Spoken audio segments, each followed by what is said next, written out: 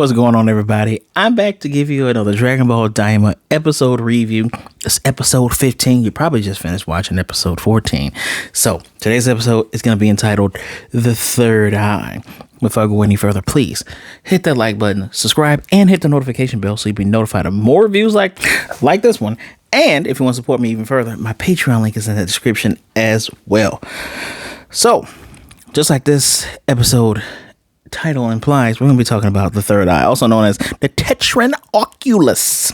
Yeah, we ain't talking about TN. We're talking about some demon item power magic stuff. So one of the things I do really like is when Gomah was, suddenly discovered the eye.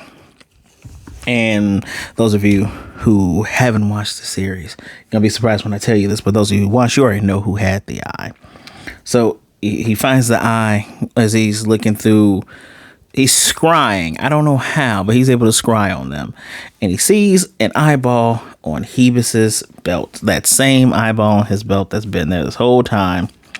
I love how, you could call it Deus Ex, but at the same time, that's very smart to introduce the MacGuffin so early before you start talking, where you casually mention the MacGuffin and you don't show the MacGuffin. But here, Gomah sees the MacGuffin. He's like, I recognize that. I remember when Abura, father of Deborah,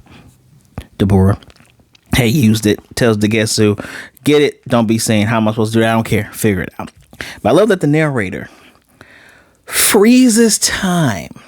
Like, everything goes black and white and says, let's talk about the Tetran Oculus.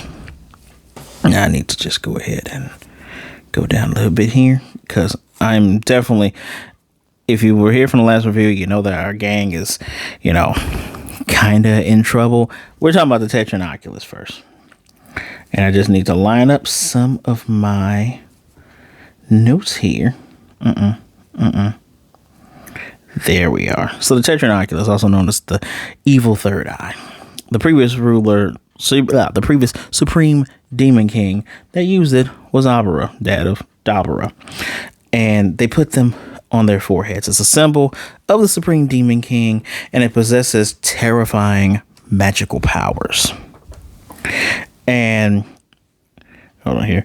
We get a silhouette of 3 different Demon Kings with this, big red third eye on their foreheads. We don't get to see them, but I found that interesting that, Toriyama took the time to say, and it's been used before Abura, right? And so even in myself, I said, so does that mean Deborah was fighting at 50%?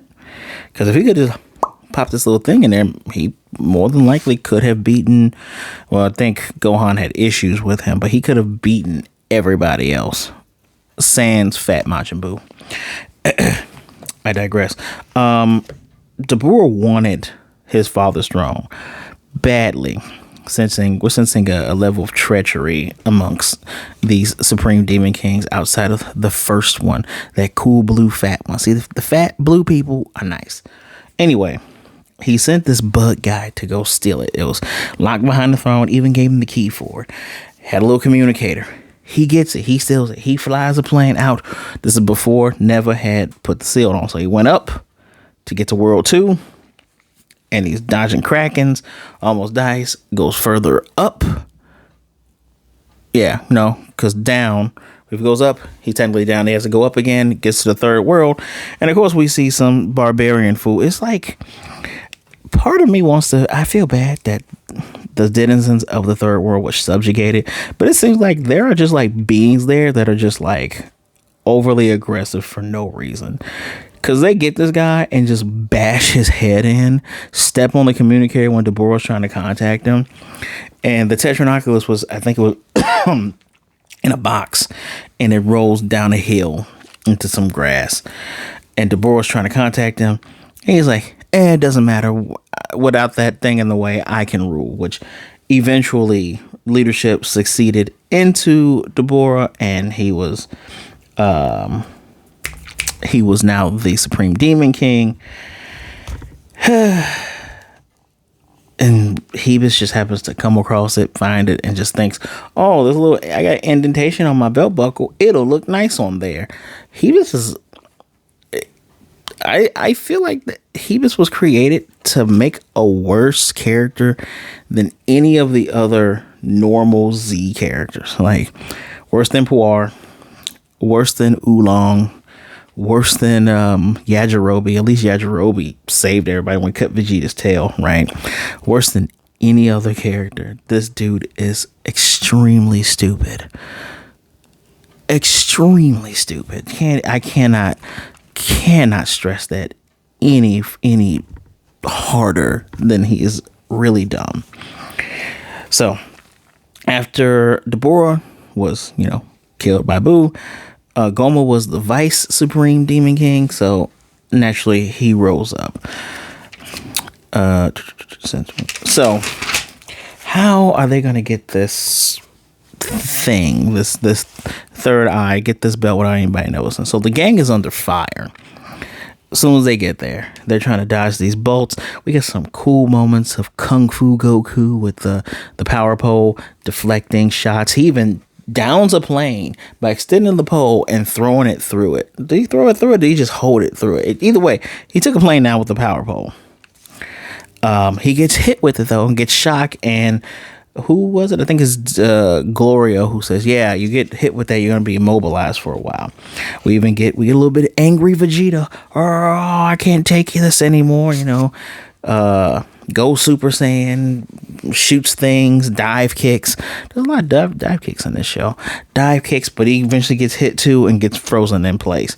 Those, no matter, maybe it's because they're tiny, they're smaller, but those bolts and beams are not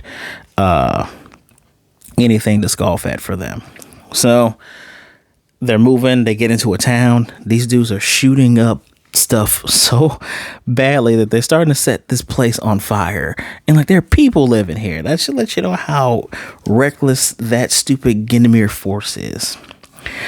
Even little kid looking out the window and their parents says something. I didn't even bother writing it down. I don't think, but yeah, very, very reckless. Excuse me. And while they are trying to live, you even got Piccolo going, "Hey, yo, I can regenerate. So I'll just go out there and, draw their fire." Because they find out from Pansy, yeah, they can shoot those energy blasts for 10 years straight without losing any ammo. And Goku asked Neva, he said, "Yo, man, you good at this? You got this magic and stuff. Why don't you help us?" "Nah, I'm just an old man. Figure it out on your own." Which I like. I like when possibly the strongest magical character that we've ever seen in the series is just sitting here and going, "Nah, man, I'm old. Go ahead, take care of it. Yeah, if you can't do it without me, you probably don't deserve to be able to get through it." Throughout all this, we get a Glend woman with this hat, and I thought it was Degesu in disguise because close enough to his skin color, definitely had the pointed ears. And she says, "Hey, I like your belt. Let's trade for it." Or she says, "I'll give you a kiss." Hebus goes, "Nah, I don't want that. I don't care about that. I want your hat." And she's like, "Okay, cool." Trades him the hat. And she looks directly at the camera and goes, "I don't know if I should be offended or not." Don't be offended. He's an idiot, but at the same time, I can't think of anybody that would trade their belt for a kiss. Although you would figure Hebus would be dumb enough to do that. So, traded the belt. We do get a cool moment where these tanks come in. And remember, I mentioned the Deborah-looking demon before. There's another one of them telling them to fire. They shoot these artillery that hit the ground, shocking our trio. The trio being Piccolo, Vegeta, and Goku. But in comes King Kadan. He comes in with his forces. They're throwing, looks like grenades, hand grenades. They get shot down, but they're not hurt. No, they're not hurt. They're coming in like a G. I see Sword Night Bay has lines now. She actually speaks. And now they've given them an opening in this, I guess you can call it war or battle. Goku goes in, does his thing, goes Super Saiyan, defeats these guys. I'm trying to actually, is there anything? Yeah, Vegeta and Piccolo are back to back doing blast. It's interesting that in this series we get more of the Vegeta Piccolo duo, just like in the what movie was that? Was it the BoJack movie? I think it was the BoJack movie. No. What movie were they on ice? It wasn't BoJack. It was the Android 13 movie, I believe, where at the end of the movie, Vegeta and Piccolo are both sitting on a block of ice back to back. They spoke in the English version. The Japanese version, they didn't really say much. It's interesting that both of these are like former villains that fought Goku and became his rivals. One raising his son, and the other one, Vegeta, should have trained his son. But we get cool moments like back to back there. We get Pansy on the King's shoulder. He's a big fat man and he's huge. He has a Gatling gun. She has guns. Nice tag team maneuvers. King looked pretty badass in this. Gomah's pretty worried until Degetsu tells them that they still have the elite Genomir force, right? But wipe them all out. Wipe out the tanks. This was really, really, really, really fun. Different way. I don't remember Goku's first battle with the Red Ribbon Army. I don't remember that one too much, but I'm sure this is probably reflectant of that. This was very fun. We see that even though these three are elite warriors, fighters, you know, they're in this little chibi stature, they still have to dodge and say, oh, this is gonna be a little bit more difficult than we thought. We get the King, Sword Bay, we get all these people coming in with the assist. That was fun. Hebus is an idiot. And we also got more lore. This episode definitely gets a 5 out of 5. This was nice. This was good. This was more of what the series. This is more of the series. The series baseline is a 5. This was more of that. This was fun to see. This was good.